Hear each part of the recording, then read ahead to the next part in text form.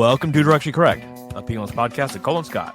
Today's guest, Gary Segers, college football fanatic and host of Winning Cures Everything. Thanks to our sponsors, One Model.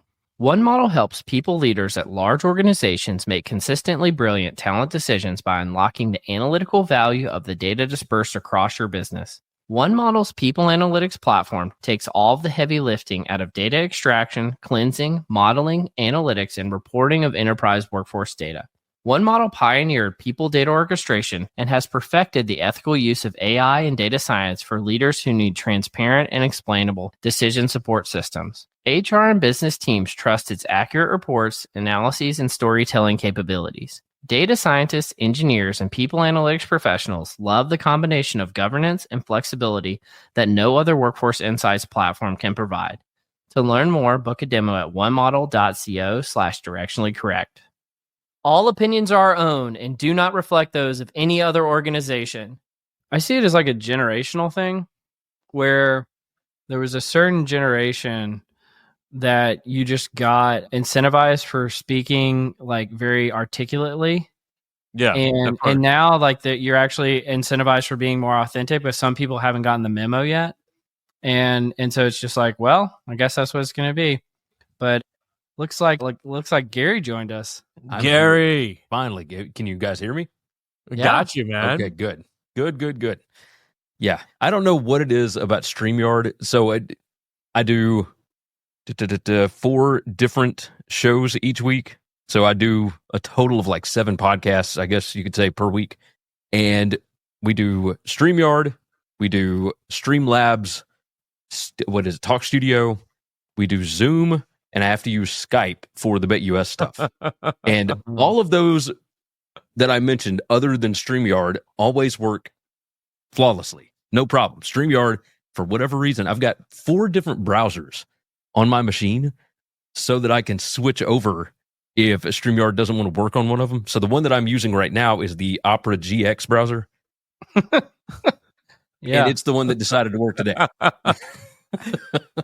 Gary's an IT guy. Like he's got his shit down. But even the IT background does not help whenever technology does not want to cooperate, right? Which one's the best? Like we've struggled with this and growing pains and this sort of stuff of like where to host it and like how to actually get it running. I think we've settled on StreamYard is probably the most. It's the widest used, right? So yeah. It's the one that everybody knows. I like the Streamlabs Talk Studio. Okay. It just seems to flow a little bit better. You can get to all of them are pretty comparable. Riverside is really nice, but it's kind of pricey. Yeah. So if you're doing, professional, making good revenue, all that kind of stuff, Riverside works. But yeah, I prefer StreamYard, not StreamYard, Streamlabs. Yeah. They all got the same name, it feels like. But yeah, that's just a personal preference. I mean, StreamYard's fine if I can get it to work. It might just be me. Like it might just be my computer. So I need a new laptop anyway. I got this one back in 2020. I need to re-up this thing. Never discount the human element. You got that right. Gary, I have to admit, you got a great podcast voice and an even better studio. Well, thank you. I'm thrilled to have you here, man. So just to tell you a little bit about us, because I'm assuming we're not the typical one of the 7 podcasts that you do every week. No, but that's okay. This is different, and I enjoy that, right? Yeah.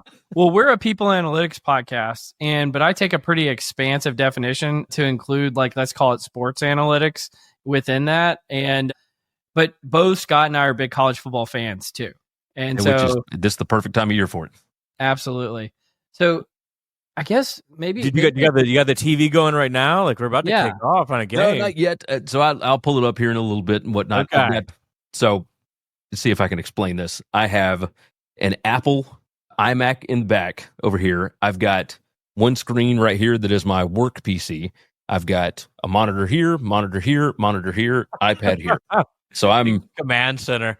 Yeah, I am set up. But I'll have YouTube TV going here in a minute. Yeah. Well, so winning cures everything, right? And because again, none of our audience is probably going to even know what that is. What is it? And Bet USA, right? Is that the other thing? BetUS, but very close. That was nice. Hit us with what that is real quick, and then we can just start geeking out on some of the college football stuff. But I want to just kind of tee it up. All right. So Winning Cures Everything is just a college football podcast. It's a college football show that I do on YouTube and on a podcast version. So sometimes you get cross-secting things, but you don't always get the same stuff in the podcast feed that you get on YouTube, etc. But it's mainly just a place for me to go and rant about college football. It's perfect. I bought winningcureseverything.com back in 2012, I believe, and had a buddy of mine that, we both like to talk about college football. I was in a band at the time. I just wanted somewhere that I could, blog, basically, where I could go type out whatever I was thinking about the sport. And in 2016, I had another friend that reached out and said, hey, you're not touring anymore. You're not in a band anymore. Do you want to start a podcast? I said, okay, that's actually a pretty good idea. He said, you've already got a good name for it. You've already got the website. Like, why don't we just do a Winning Cures Everything podcast and we can talk about sports betting and whatever. And then in 2018, it kind of took off because PASPA got repealed and once everything got legalized, it was, oh yeah, right. So advertising deals, everybody wants to, whoever's already established in the marketplace, that's who we're going with. And, that's where things really kind of took off. The BetUS show, so BetUS is an offshore sports book, but I don't technically work for the sports book. I work for the media side. So BetUS TV and BetUS are two separate entities, and they're based down in Costa Rica. I've gone down there. I was not allowed in where the odds make or whatnot. But it is interesting because they've got that place just locked down. There is no address for it, which I found in Costa Rica. You can get away with that. If you ever wanted to try and send mail or anything like that, there is no chance. No. I got to say, our origin story is pretty much the same. Like, Cole was in an emo band. It's like, hey, we need to start a podcast. And the rest is history. He's not wrong. He's not lying. No, I can believe it. I can believe it.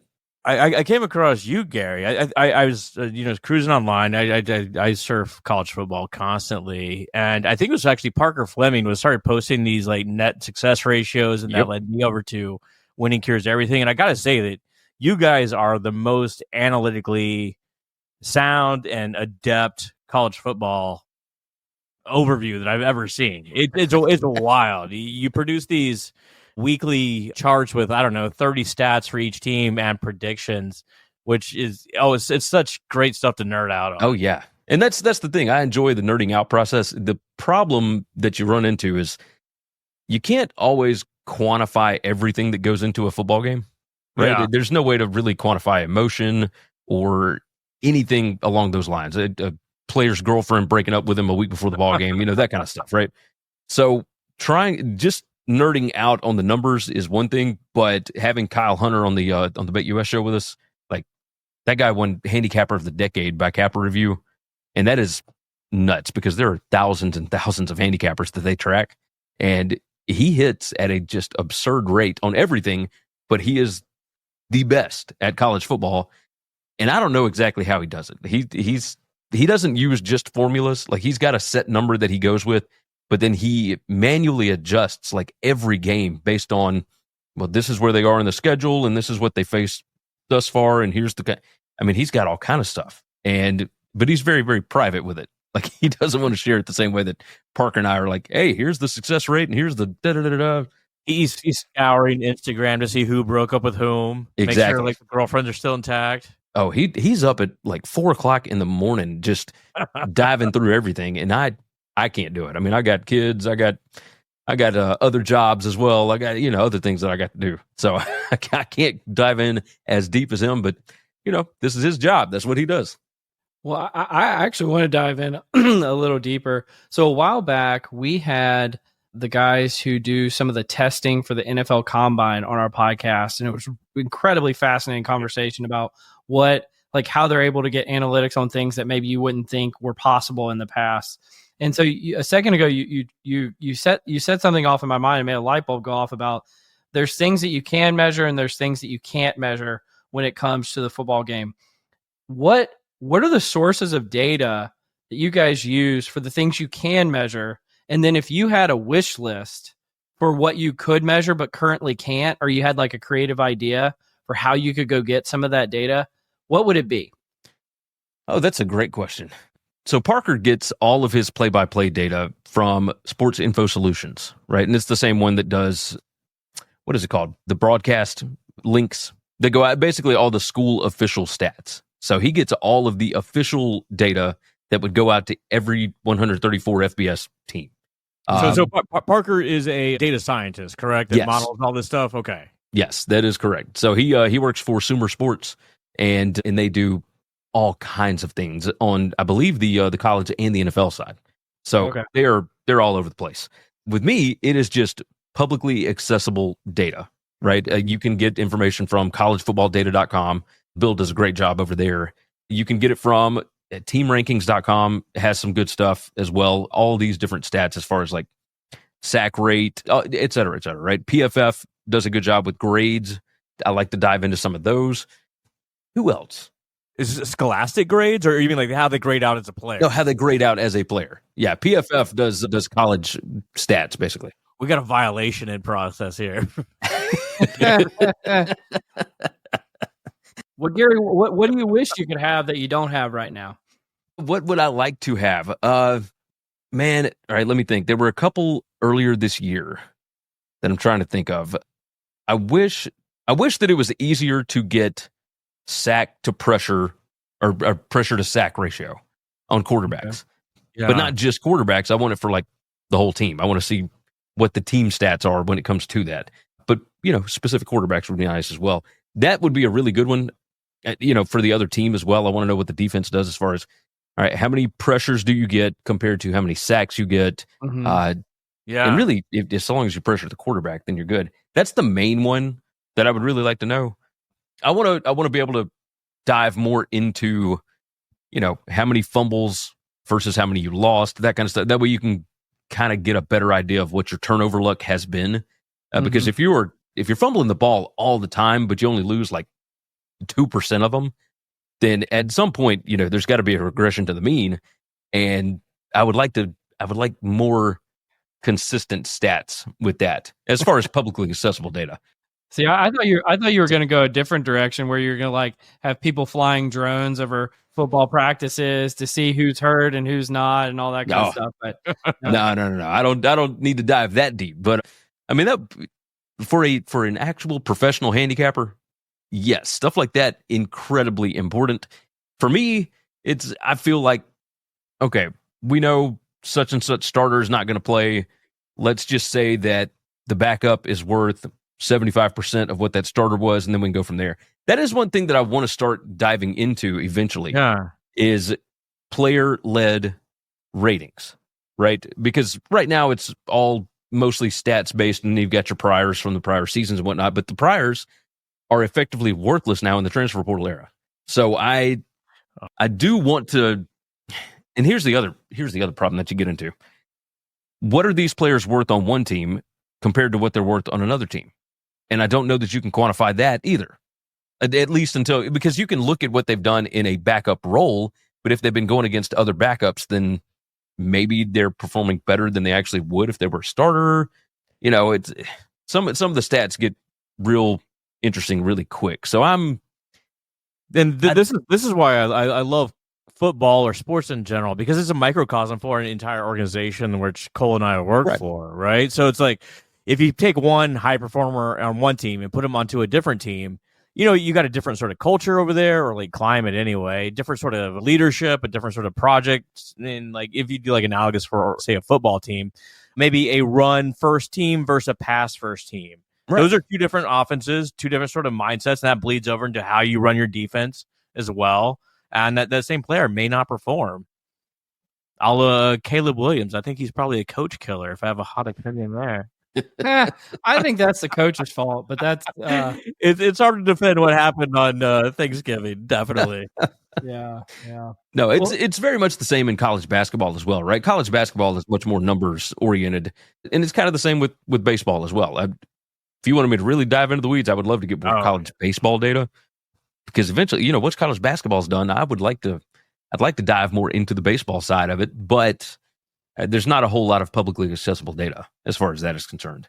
Yeah, you got to fill up 7 hours a week of podcast talk. You better be hitting some baseball. Once the football season's done, I'm good with that. It's we just talk about storylines and whatever, and I don't have to do a bunch of the other shows that I do during the season. So it really, what all anybody really wants are just picks. Yeah, like people just want picks on games, and tell me what to do. Yes, it's it's bland, but I get it. I mean, I enjoy hearing other people's picks as well. Like, all right, what are you thinking on this game? What do you think about this matchup? And really, you've only got like a week that you can use that information, and then you move on to the next, right? It's just another data point, and we only get so many of these. There's only 12 regular season games for these teams, and it's an incredibly small sample size, but it's a lot of fun. That's what I tell my girlfriend too. Is like, I only got 12 weeks of this. What the hell? Yeah. Like, I can't go to your friend's wedding. Exactly. Who the hell scheduled a fall wedding anyway? There's not smart people, not people that want to, not in the South, not people that want people interested in the actual wedding, right? Like, I'll go to a fall wedding if it's on a not big weekend, but you can bet I'm going to have my phone turned on and keep it up with what's happening. But back to the numbers, like you started bringing up some of them, like sack to pressure ratio, this sort of stuff. Like, what are some of the cooler stats or most predictive stats of which team is going to win the game? So that Bill Connolly that worked at ESPN, he used to work for Vox Media. Back when they did Football Study Hall, et cetera. He did the 5 factors. And from what I can tell, the 5 factors are still incredibly relevant nowadays, even though we've gotten into more of explosive football. There's a lot of different ideas as far as tempo, et cetera, right? Yeah. But Bill Connolly did the 5 factors, and that is efficiency, explosiveness, field position, finishing drives, and turnovers. Right. And finishing drives, let's dive into each one. All right. Efficiency, you're looking at like success rate. How good are you on a down-to-down basis? How many yards do you get on first down? How many yards do you get on 2nd and 6? Like, do you get half of what you need, et cetera? That's how success rate is measured. This is what changed the way I look at football is net success ratios that Park would publish. I was like, oh my God. Now I start watching football. I was like, okay, first down. Now he only made 3 yards. That's a negative for that net success ratio. Oh, we got a 9-yard gain. Oh, we're back on track. Well, but see, that's the thing. Success rate is incredibly telling because it shows really how dominant you are in that football game. How good is your line of scrimmage compared to theirs, et cetera. So the next one, explosiveness, that's where you really figure out the better teams, right? The ones that can be incredibly dominant because you're looking at yards per play, points per play, all that kind of stuff as far as explosiveness is concerned. So there's a couple of different ways that you can measure it. So inside of a football program, they look at it as an 8-yard run or a 12-yard pass. So those are not all, but that's basically what the majority of them do, from what I have been told. But you can also look at it as a 10-yard run and a 20-yard pass. And that's the one that I put out, every Tuesday or Wednesday, whatever it was. That is based on a 10-yard run or a 20-yard pass and what percentage of your plays are explosive. So if you're not great on a success rate level, you can still be a really good football team if you are explosive. So explosive play rate is a huge thing. So you might not be good on a down-to-down basis, but if you can hit somebody over the top or if you can break runs out, then yes, you can still win football games every so often that are like a team just kind of struggles and they never like really get to midfield. And then they just like throw a bomb or like just like hit 60-yard plays. It's like you can't do anything for 3 downs. And then all of a sudden, like the game is tied. And you're like, what? You're pulling your hair out because they've never actually crossed midfield. Yes, that's 100% right. Played it down across midfield. Well, and then what sets it up for issues is Scott, I know, Texas, I know, but Texas, they, especially the latter half of the season, they've had trouble with finishing drives. So they are always. And why is that? Why is that?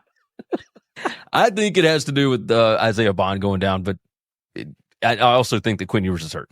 So it is what it is. But yes, and so if you are a team that can't finish drives, much to say, both of you, I would imagine, watch Texas and Georgia. Texas moved the ball between the 30s the whole day. Yeah. And they get down there and they only kick 2 field goals. Well, then one explosive play and boom, Georgia's got the lead. Right? So it's that kind of thing really can drive you nuts. Is there another situation where Georgia kept fumbling the ball and just kept getting it back? Yes. Texas could never hop on the ball like you talked about. Right. I'm glad you brought that up because that takes us over to the next one, which is field position. And field position it's affected a lot by turnovers, right? So, yeah, you can have a really good kick return team. You can special teams, you can block kicks, and you can do all that. That can affect field position as well. Turnovers are your biggest thing. So, how many times do you get interceptions, et cetera? How many times do you pin a team back? How good is your punter, your kick return team? Do you consistently make them have to start at the 25, or do you kind of bait them into trying to bring the ball out? That kind of stuff, right? Field position's huge because if you were consistently starting at, Ohio is really good this year at it. James Madison just feasted on turnovers this year. And basically they would start at the opponent 45-yard line. Well, then you only got to go 45 yards to get a score. You got 15 yards and you're in field goal range. If you were consistently doing that, then obviously you're going to win more games than you lose because you're in a better position. And the other team is having to drive 70, 80 yards down the field just to be able to get to where they can score. And this is how upsets happen too, right? Like where Yes. James Madison could take down Oregon, or whoever the top team is, because if you fumble at your own 30-yard line consistently, it's going to be real tough. Yes, it is incredibly difficult. The Nebraska-Iowa game this year, perfect example, right? Nebraska moved the ball all over them the whole ball game. In the last play of the game, they get sacked at their own 39 or 40-yard line, and Dylan Raiola drops the ball, and Iowa doesn't even have to really run a play. They can just go out and kick a really long field goal, and that's how they end up winning the game, right? So field position, they started at the opponent 40-yard line, and they just had to go out and kick a 57-yard field goal. So it just, it drives me nuts. The other two, finishing drives. Texas. Yeah. Texas is the poster child of this because last year they were terrible at it. This year, they started out really, really well. Yeah, they started out great. Ewers gets hurt. Isaiah Bond gets hurt. All of a sudden, you don't have that option when you get down there. I think Ewers still is dealing with, and I'm going blank. What's the injury that he's dealing with, Scott? Do you know? He had an ankle injury recently, and like an oblique muscle. It's the oblique because he hasn't given that time to heal because it really should take anywhere from 4 to 6 weeks. Yeah, he never got fully throwing motion, everything. You're walking. And basically, he doesn't have the same zip on the ball. Yeah. So the only passes that he's doing are the dink and dunk and back shoulder fades, like that kind of stuff, where he doesn't have to actually put something into it. You go back and watch exactly what they're doing, and he has points where he's really accurate. The beginning of the Texas-Georgia game, he looked good. He looked fantastic. Yeah. He was accurate. Everything was on, and then I feel like maybe the shot wore off, and it didn't look as good at the end of the ball game. So yeah, that stuff like where you can't finish drives, you get down inside when you have the whole field open to you, right? The whole field is wide open, and you can do all these. And Lane Kiffin is pretty crazy about this as well, where everybody just has all this room to find guys open. Yeah. But then you get down and the field shrinks, and you no longer have those open lanes. There are some coaches that do have issues with that. And this is where Texas's top 2 running backs went down before the season even started. They're like supposed to be really good. So CJ Baxter next year, look out for him. But without that threat, now you have like a really compressed field. Everything becomes much, much smaller. When I think, to your point, I think that's why Kiffin prefers the mobile quarterbacks. So when the field gets smaller, that he has that dynamism. Because if you notice, at least for me watching, it doesn't seem like they do a lot of quarterback runs when they're between the 30s. But it's when they get in the red zone that they do a lot more of that. Well, you're trying to steal yardage, basically. Yeah. So exactly. if nothing's open, take your gap. So yeah, I love those coaches as far as scheming and whatnot. But when you get down inside the red zone, it's hit or miss, right? It's always hit or miss. And the last one is turnovers, and there's no real way to predict turnovers. I mean, you can kind of get a sense for it. I felt like I could predict them with who is it? Jalen Daniels from Kansas earlier this year. Like the first 6 games of the season, it felt like, okay, here's the spot. This is where he's going to throw the pick, and he would always do it. But then the back half of the season, he never did. So, well, those are the 3 things that I always thought it'd be neat if you could, even if you could get a really small edge of predictive capacity could go a long way would be predicting turnovers, predicting touchdowns on explosive plays, and predicting injuries. I think would be really interesting. Man, yeah, if you could predict injuries, there's a lot of people who make a lot of money. Yeah. I mean, certain players do show themselves as being more durable or less durable, but you kind of need them to be injured to even show that, right? Right. Like the Boise State running back, Genty. Yeah. A freaking beast, a fucking beast. This guy like takes 30 carries a game. He hasn't gone down it's once. Insane. Like yours, the past 3 years, he's gone down for at least a couple games every year. Yes. Sort of like these.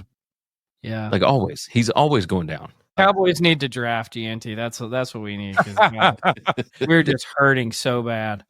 But I'm sure they'll get somebody, but do they want to pay somebody in the first round for, and that's, I mean, obviously we can dive into this as well about how do you assess what a college player is worth? Because, I mean, Genty is worth an absolute ton to Boise State, but how much would he be worth to Ohio State? How much would he be worth to Tennessee this year, et cetera? He's definitely worth a 3 seed in the playoffs. That's for sure. All right. Yeah. All right. Tell me this. Which direction do y'all want to go now? Do we want to talk playoffs or do we want to talk player revenue? You guys tell me. I'm guessing we're recording already, aren't we? Oh yeah. We're okay. Recording. I like the fact that like we would not be recording. Like this is all warm up. I'm diving in. I'm explaining, blah blah blah, and then it's like, wait a minute. Do we have an article later about player revenue and how much they're worth? So how we go the playoff route? We'll save that other information. I'm later. Good with that. I'm totally good with that. And so I've got all the topics written down that you had sent over to me. We don't even have to hit on any of them. We can do we whatever. just want to have a good conversation. But let's go to the playoff route. So like here's my assessment of the playoffs. If you're going first round teams, Texas clearly has the easiest road all the way to the championship. I have no idea what you're going to do with like a Boise being in there at a 3 seed. I'll be honest, I don't stay up late enough to watch Oregon games, so I have not seen them play at all this year. I've not seen a single Oregon game. But what you were saying earlier about explosive plays, I don't feel like Georgia has any explosive plays. I like what are they like? They just have a solid defense. I mean, Scott told me you're a Bama guy. They remind me a lot of just like a solid defense. And before Saban started getting quarterbacks, you remember that era? They just have they don't have any explosive plays, but they just beat people through muscling them around. I don't know. Like, what are your thoughts on the playoff, Gary, and just what's going on there? And I do want to get to your question about playoff expansion too in a second. So the question of did we get the right teams in the playoff? Mm-hmm. I think for the most part, yes, because really the whole thing is subjective, right? So what exactly are you looking for when you're on that playoff committee? And, with Alabama, it was, well, they had 3 losses or they had a really bad blowout loss to a 6-6 Oklahoma team, or, with SMU, they didn't beat any good teams, but they never got embarrassed and et cetera, right? So they had a big comeback against Clemson. Yeah. When you're trying to piece it together, it's like, okay, well, we want to represent as many conferences or as many regions as possible. And in the Southeast, you've already got Georgia and we've got Tennessee and we've got Texas.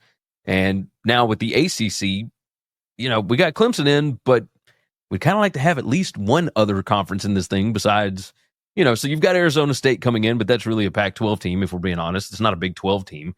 SMU, maybe we can spin that off as a Big 12 team, right? I know they're in the ACC, but still, that's another team from Texas as opposed to just having the Longhorns, because not everybody in Texas. Conference realignment is weird. Yes, we agree. It's it's bananas. Yes, indeed. So, yes, I think the playoff got it right for what it's supposed to be right now. Do I think it's going to be like that forever? No, not even close. And I think it's going to get changed sooner rather than later. And if you would like, we can dive into that as well. So which direction would you like to take it as far as expansion, or do we want to talk more about this playoff right now?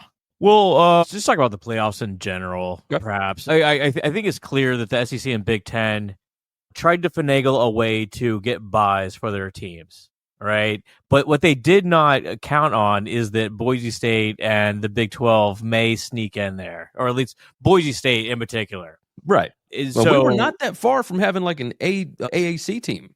No, absolutely not. I think there's, to your point, I think there's an element of equifinality where, yes, as opposed to last year where Florida State got left out fairly, unfairly, however you feel about that. But now we have the completely fairly. They didn't deserve it. They didn't. Their quarterback was awful. That played against Louisville in that championship game last year. It was just a nightmare to watch. Even if their quarterback had been healthy, the schedule was atrocious. I mean, they were number 55 in the game. I mean, it was what it was. Anyway, if I had a magic wand though, and I could just revamp the entire playoffs, 64 teams. Hear me out. No, I kid. Got the Mike Leach thing going on. 16 teams, BCS rankings, no automatic bids. Just seed them 1 through 16 and let them go at it. And I'll also have an additional thought. An NIT tournament. The remaining 16 teams will go through a second tournament to get everyone involved. I'm good with that. I like that idea. So here is the way that I believe it's going to move to 16.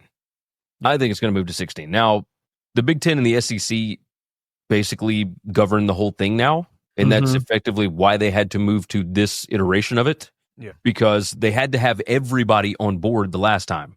Now, they don't have to have everybody on board. They decide what they want to do.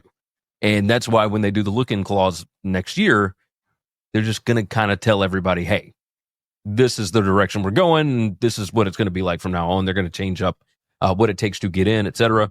Josh Pate, I don't know if you guys watch him, but he talks to a lot more people than I do. And his thought process was, we're going to change up conference championship weekend.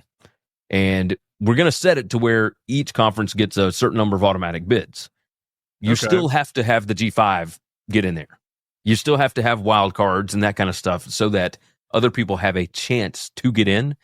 So if you're doing 16, you could do 4 from the SEC, 4 from the Big 10, 2 from the ACC, 2 from the Big 12, and so forth and so on. And then the rest would be wild cards, or 1 G5 and so forth, because you want to avoid litigation as long as humanly possible until everybody splits, right? I mean, Big 12 very well could have been left out this year. Oh, yeah. I mean, if things just fell just a little bit different. Which is nuts to me because Arizona State had a better resume than SMU.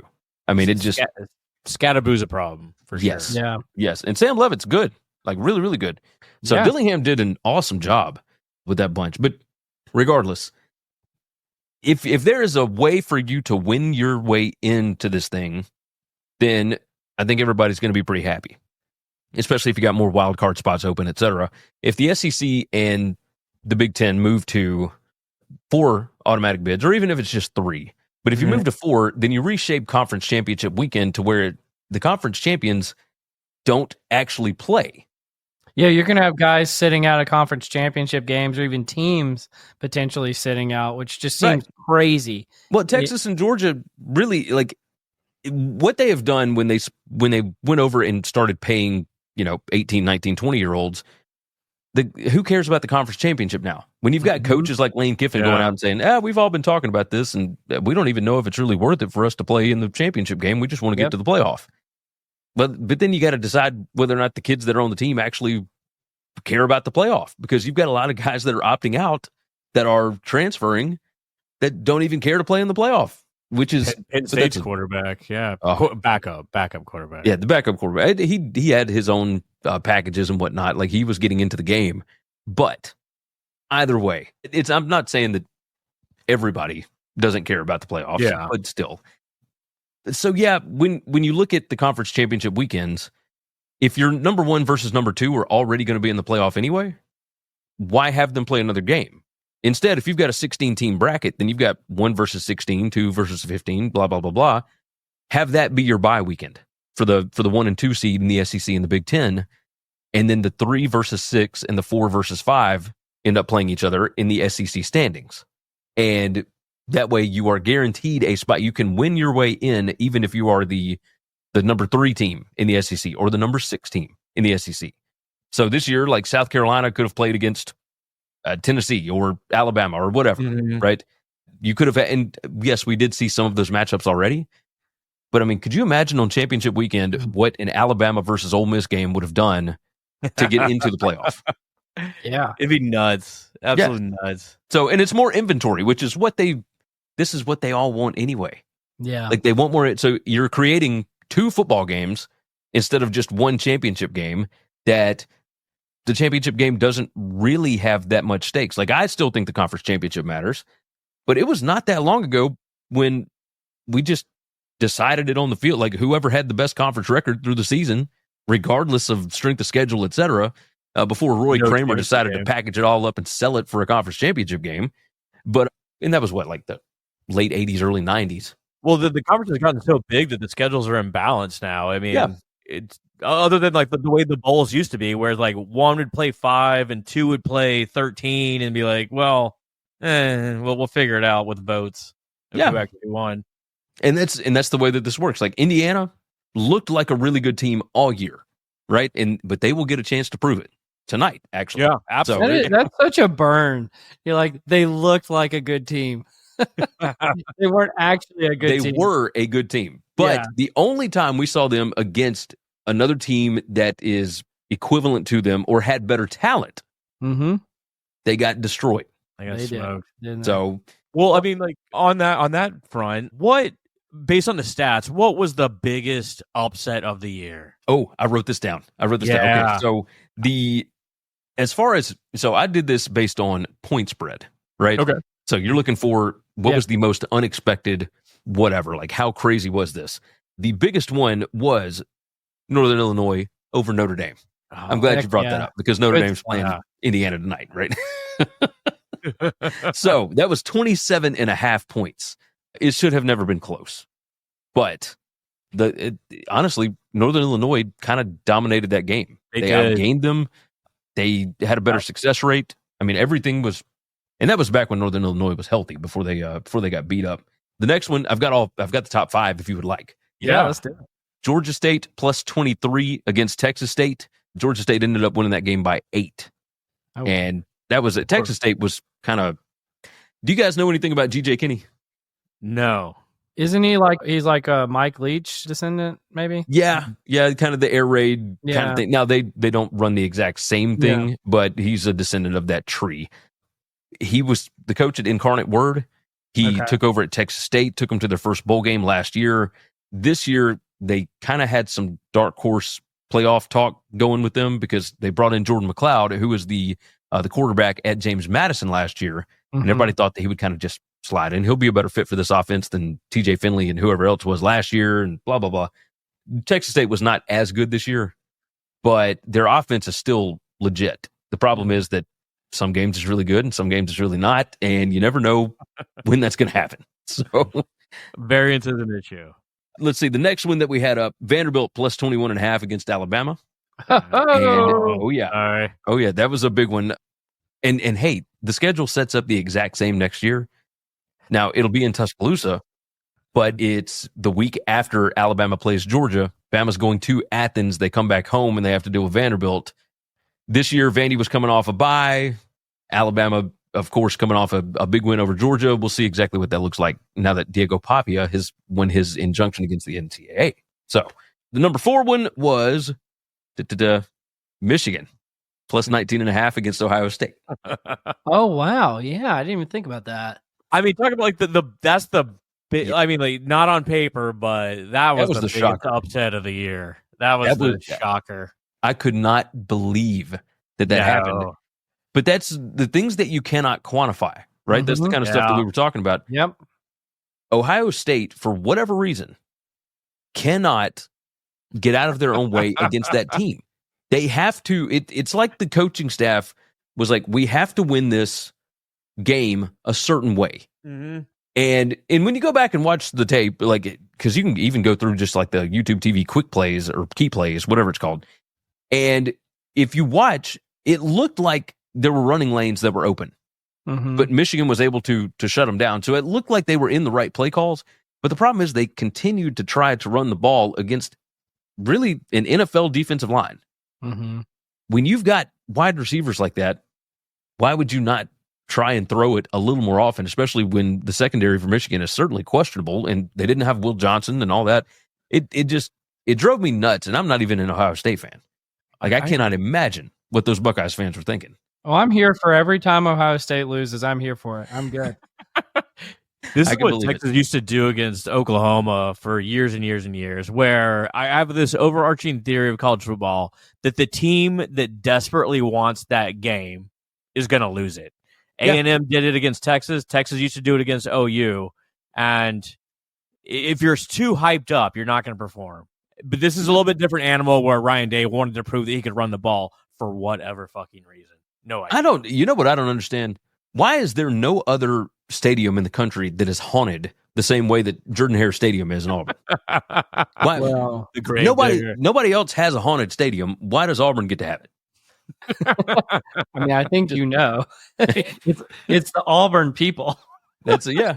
They what do? They built the stadium on like a ancient Indian burial ground or whatever it was. Like at least that was a rumor for a long time.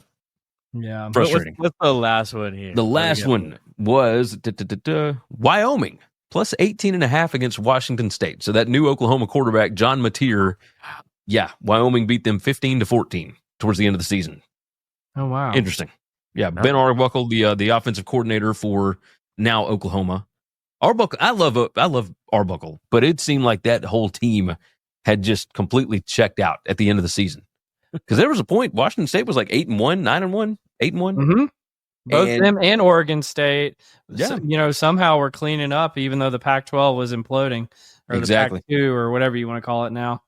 But Jordan, we do a few different segments on the podcast, one of which is called the Confusion Matrix. Do you want to join us in the Confusion Matrix? Hey, let's try it out. I'm game for anything, fellas.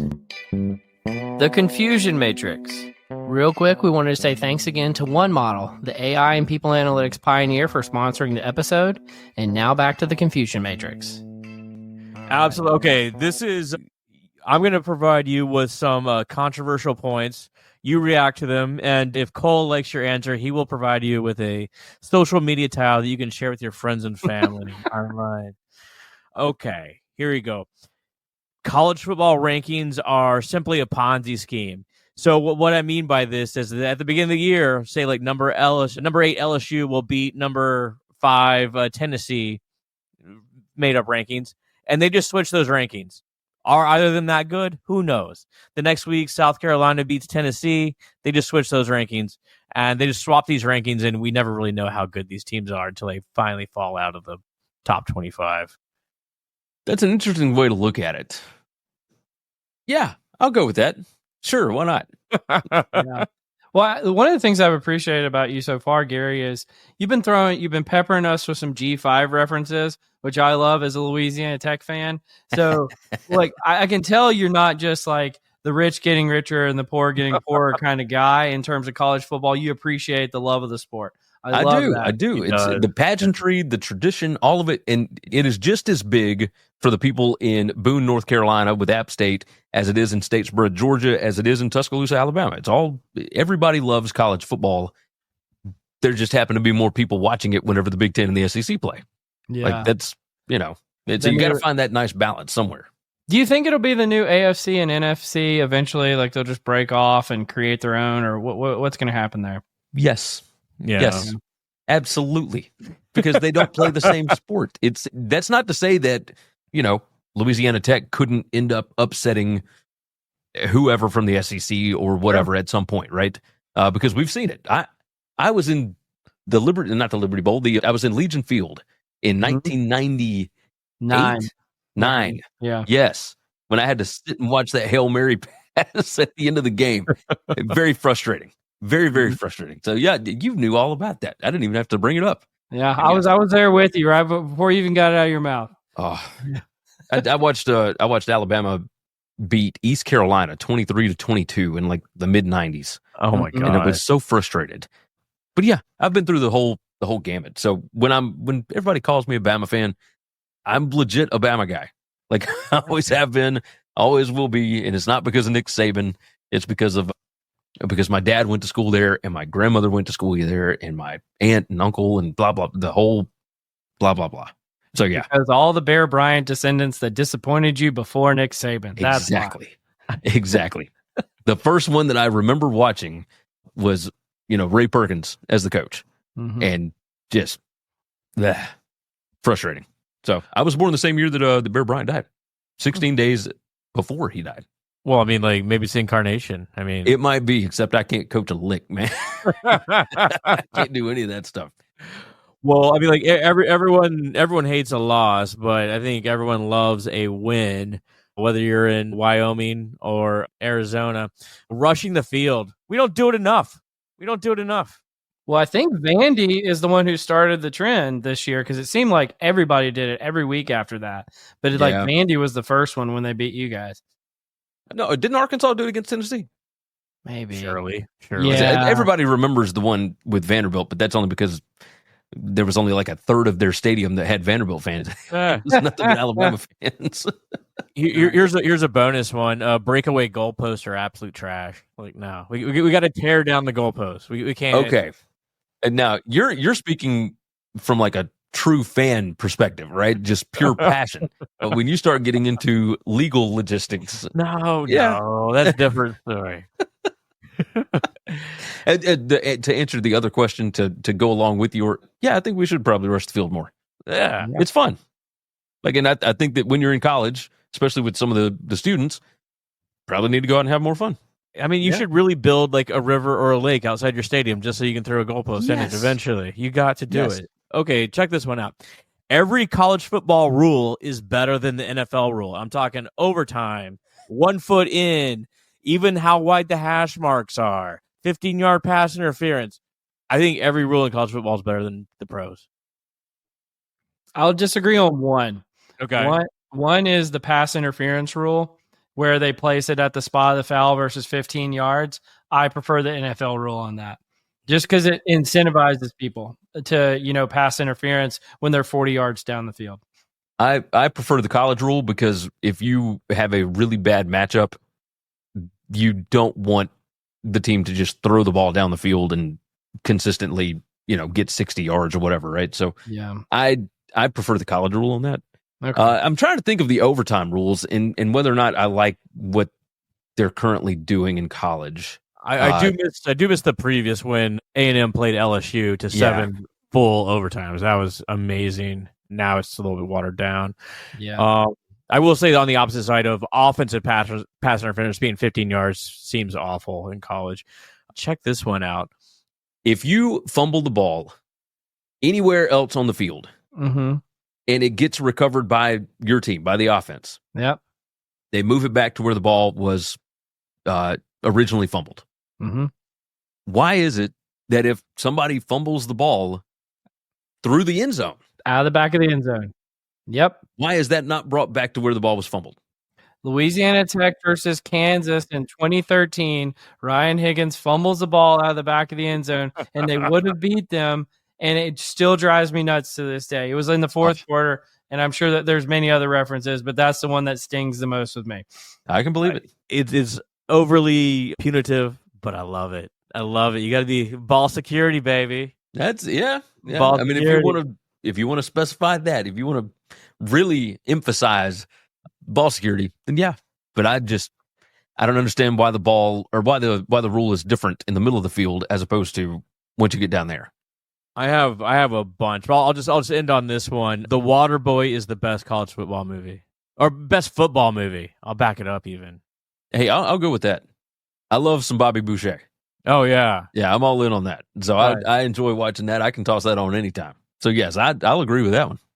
Yeah, I'm trying to think is NFL one, but what's the one with Al Pacino? Titans. No, Every Given Sunday. Yeah, Every Given Sunday. That's probably my favorite football movie. It's really good. Very serious though. Yeah, I need some comedy. I need something to laugh. Ryan Gosling was an absolute liability in Remember the Titans. He was awful. Oh yeah. You gotta look out for him, man. Did y'all ever see the TV show Blue Mountain State?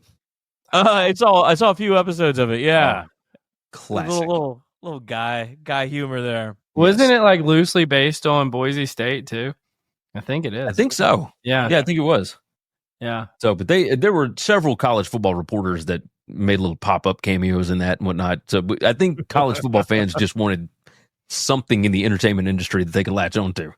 We're gonna get back to some analytics here. Let's do our next segment is called the nerdery, Gary. The nerdery.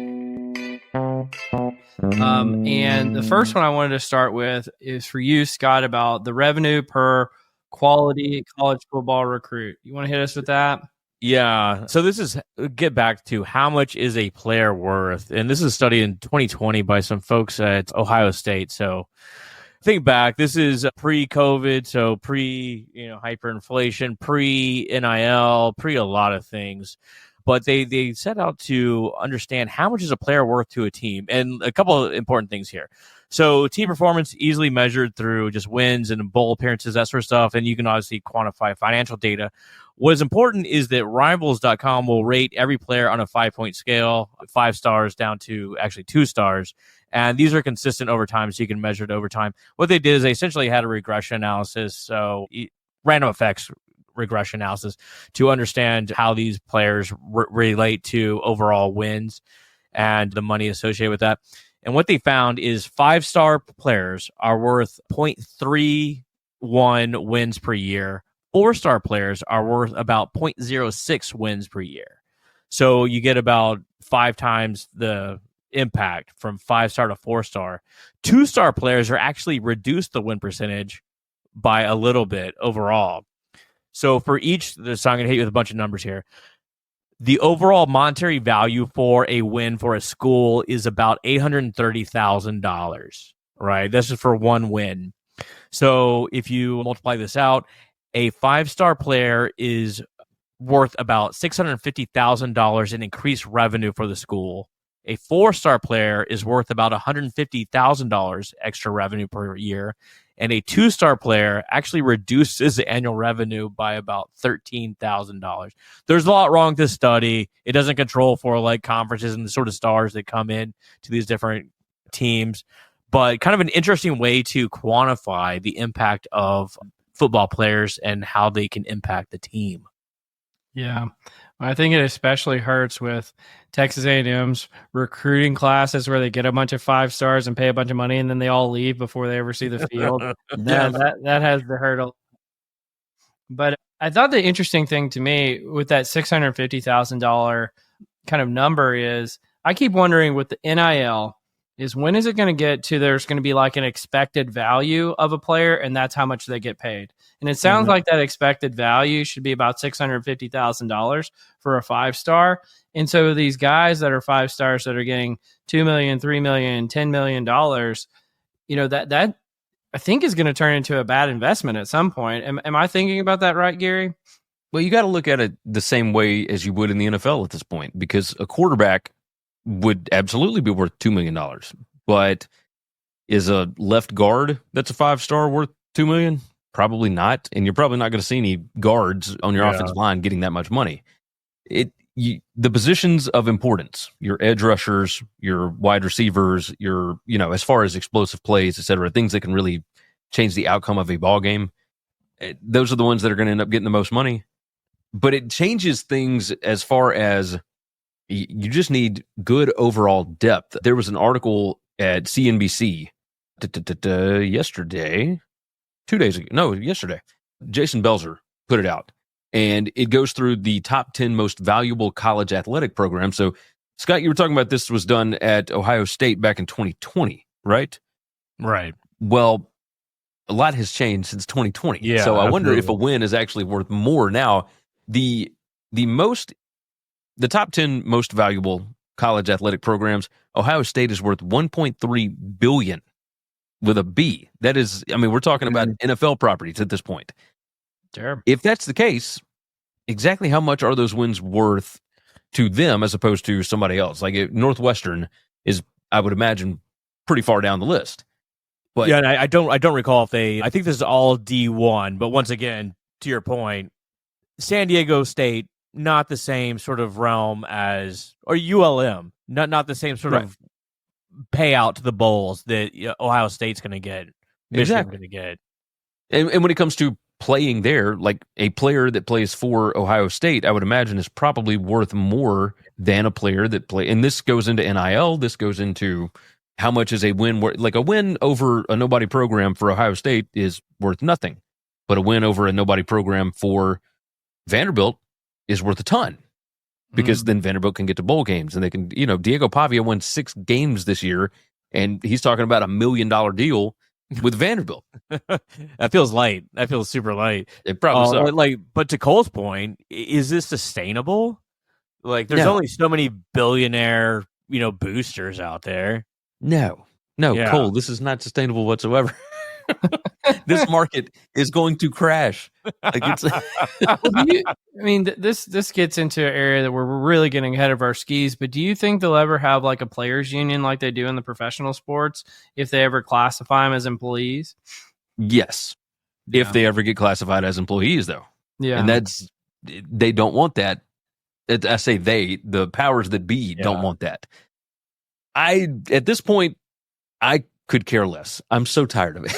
I hear that. I think think about like back several years ago where these players would put in all this effort and they get a scholarship. Now, there's some value to that, but not when you go to the bookstore and see all your jerseys and you go on TV and ESPN's got the ads running with you and you're like, what the hell, man?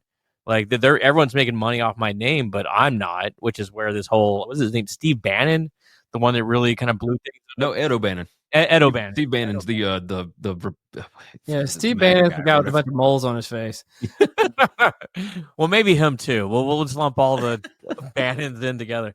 That really blew this whole thing up, and like it does feel right for players to get some sort of compensation besides, hey, have some free Nikes. And well, when it started, that's what it was, right? When you look at DJ Uiagalelei back in 2020, and then Bryce Young in 2021 or whatever, like when NIL first started, it really was supposed to be, if you play really well and you become a name in this sport, you can get paid for doing advertising and whatever. It was never supposed to be pay for play. Like we're calling it NIL. This is not NIL. It's all pay for play. That's really all this stuff is, because it just took everything that was below the table and made it above table, is the way I look at it. Yeah. Well, absolutely. Players got really screwed too. You think like Des Bryant. I think he took a cheeseburger from a coach, or I can't remember the exact story, but he took a cheeseburger and the NCAA is like, well, you can't play this year. Well, the reason he couldn't play is because he got nervous and he lied about it. Yeah. But they had proof and he kept saying, no, I didn't do anything. And yeah, that's the Nicole Napper defense. Oh yeah, it's why Bruce Pearl isn't the coach in Tennessee anymore. Yeah. Cover-up's always worse. Just don't lie about it. If they got proof, come on, man. All right, let's hit you with the next one about engineering professors make helmet inserts. Okay. Yeah. Okay, this is a short video, and engineering professor makes helmet inserts. So you've ever seen the players on the field? It's all loud, and they just kind of put their hands over their ear holes so that they can actually hear the radio signal come into their helmet and understand the plays.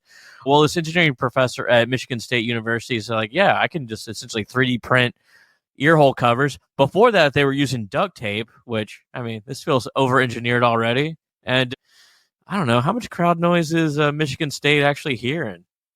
Oh, shots fired. Wasn't a lot this year. Yeah. Maybe next year. Well, I mean, like it's helmet technology and it's uniform technology. If you go back and look at, I'm a Texas guy. Clearly, I'll see like Ricky Williams highlights when he broke the record in 1998. The helmets look crazy. The shoulder pads are like 8 feet wide. Oh, yeah. Like now, everyone's kind of slimmed down. You can definitely tell. My linebackers had the neck brace. The dookie roll. Oh yeah. Oh yeah, that was badass. That's the good stuff. Back when everybody was on steroids, like it was, it was a different era. It's so funny when you see the guys from that era who were just giant, like the Boz. Oh yeah, Brian Bosworth, and he like now he's in commercials, and he's like he may be 220 now, and he's clearly playing well above 250 back in those days. Oh yeah. Well, have y'all seen like this is a total tangent, but I can't remember what it's called. Perhaps Greg, you can tell me, but it looks like a sports bra, but it contains all sorts of a metric recording device, and it can tell you how fast the player's running down the field. Yeah, all the GPS stuff. Yeah. Their shift speed and this sort of stuff. And someone was saying the other day, it's like, well, yeah, you can go to the combine and watch someone at the field in Indianapolis run a 40-yard dash, and, it's a 4.2, whatever. That's great. But I know that Ashton Genty, he ran 22 miles per hour on this one play. That's all I really need to know. I don't need to know these sort of proxy metrics. Yeah. It's the NFL combine is the underwear Olympics. Yeah. That's all it is. It's none of it necessarily really matters, because now you have every bit of data that you could possibly need just from the game data. So you want to see what they're actually like when they're playing?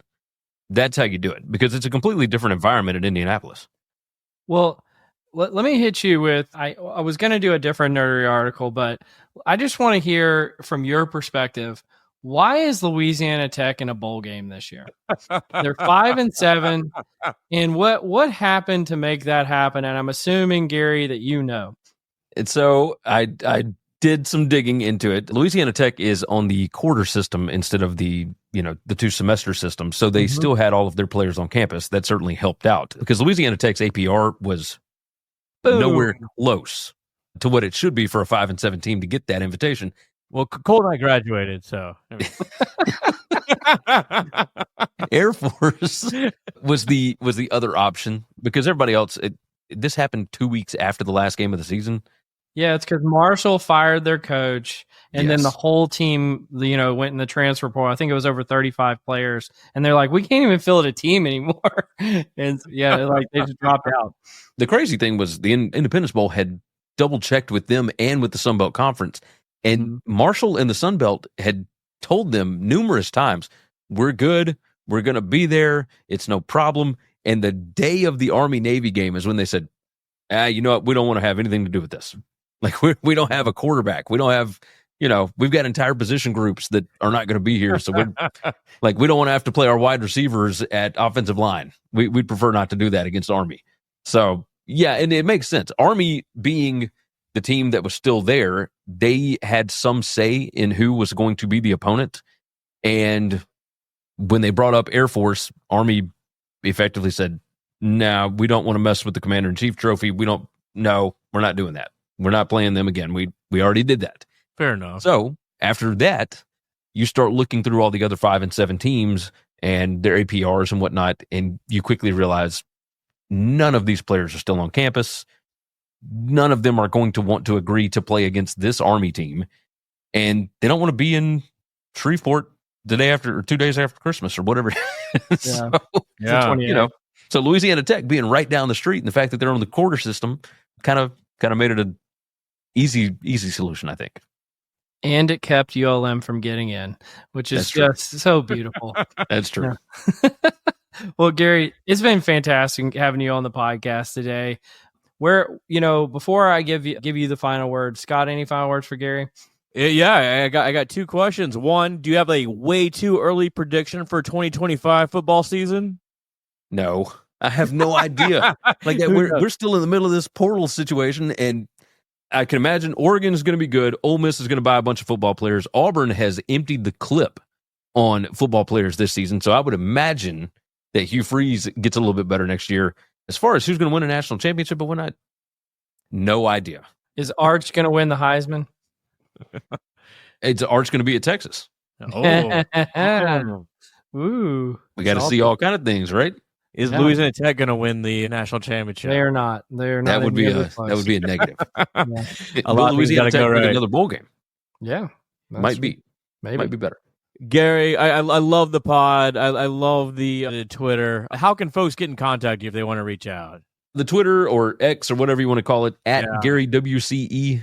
It's very easy. WinningCuresEverything.com, as well as where you can find me. Or, of course, the BetUS College Football Show. We do it every Tuesday and Wednesday at 1 p.m. Eastern. But over Christmas, over New Year's, we're going to be doing Monday shows those weeks because I ain't working on Christmas. So yeah, fair enough. I got kids. I can't do that. But yes, we'll be doing the Monday show, 1 p.m. Eastern on the BetUS College Football Show. Awesome. Well, you've been listening to Directionally Correct, a People Analytics podcast with Cole and Scott, and today's guest, Gary Segers from Winning Cures Everything. Thanks for joining us, Gary. Anytime. Enjoyed it. Directionally Correct is dedicated to you, our listeners, to help educate and entertain you on how to effectively do people analytics. By supporting this podcast, you are helping us continue to provide valuable insights and knowledge to our listeners. Please consider becoming a patron of the podcast. You can find the link to sign up in the show notes or at patron.podbean.com/directionallycorrect. Thanks for your support.